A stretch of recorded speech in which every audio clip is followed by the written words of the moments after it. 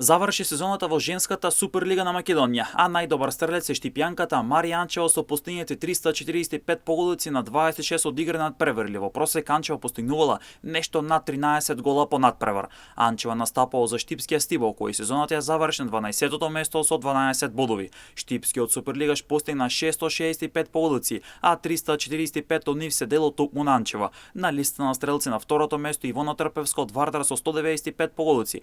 Тоа значи дека Анчева има дури 150 поголици повеќе од Трпевска, која е втора.